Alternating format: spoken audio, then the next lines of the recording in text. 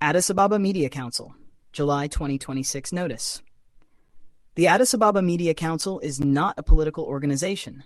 The AAMC is a civic advocacy group registered under pertinent U.S. federal law. Foremost, we extend warm greetings to all compatriots.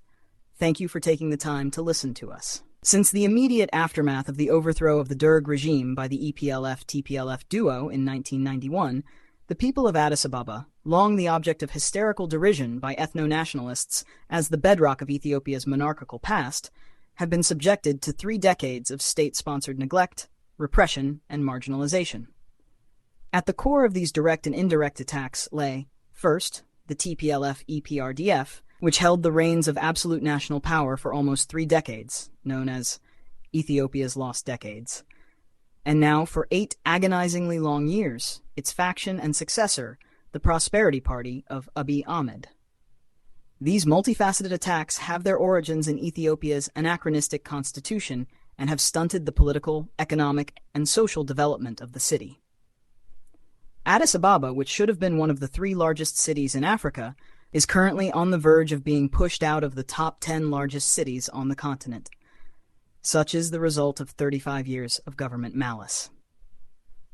This harsh reality cannot be sugar-coated by the glitzy PR stunts of corridor development.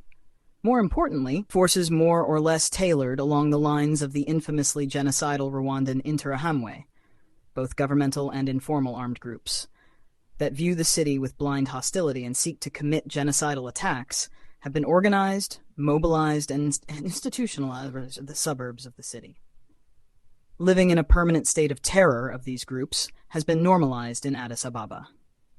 By the reckoning of both friend and foe alike, Addis Ababa is facing an existential threat. Furthermore, all the children of Addis Ababa are being forced to learn Oromifa in schools. This supposedly is payback for Oromos allegedly forced to learn Amharic by past Ethiopian governments. But the Oromos, like all Ethiopians, both in the past and the present, have learned Amharic as the nation's de facto lingua franca for over 8 centuries. Amharic spread as a function of necessity, not coercion. Just as the Oromos communicate with all Ethiopians in Amharic, they can and should also communicate with their Addis Ababa fellow citizens in Amharic. It is patently cruel to burden children against the wishes of their parents, as in apartheid-era South Africa, where black children were forced to learn Afrikaans, to learn Oromifa they neither need nor want. What would you say if your children were in this situation?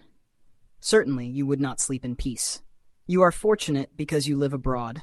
Help those who are not by amplifying their cause for justice.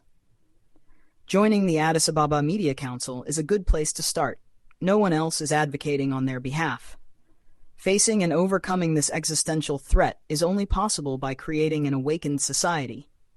Without an awakened society, there can be no organized movement. Without an organized movement, it is not possible to resist and neutralize the existential threat.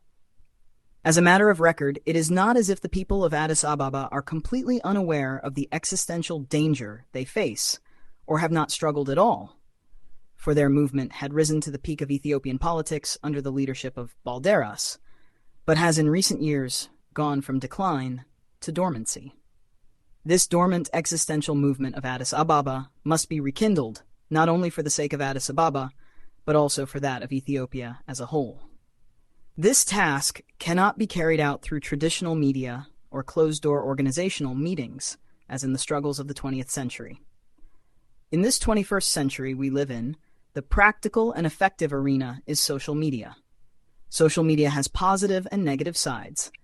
In its broadest effect, its positives outweigh its negatives, as it has broken the monopoly of the media elite and empowered ordinary citizens in the flow and exchange of information.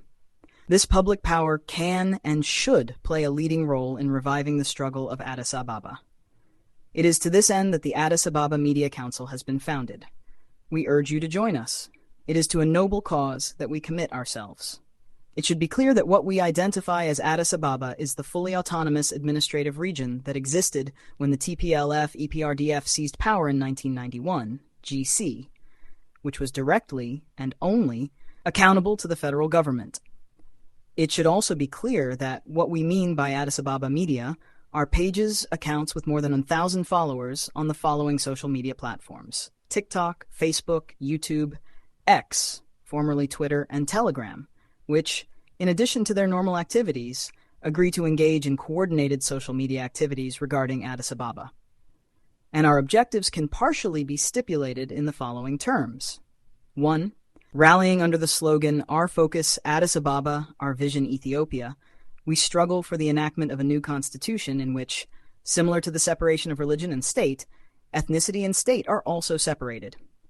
2. To inform, convince, remind, amplify, and publicize to the people of Addis Ababa, the people of Ethiopia, and the world at large that Addis Ababa is facing a state-driven genocide threat. 3. To help strengthen, support, mobilize, and promote the people's existential struggle on the ground in Addis Ababa. 4. To ensure members of AAM are guided by mutually agreed ethical principles and codes of conduct. 5. To enable AAM members to engage in coordinated efforts toward a common goal. Join us by calling 202-650-1482. Repeat, 202-650-1482. Addis Ababa is waiting for you. Addis Ababa Media Council.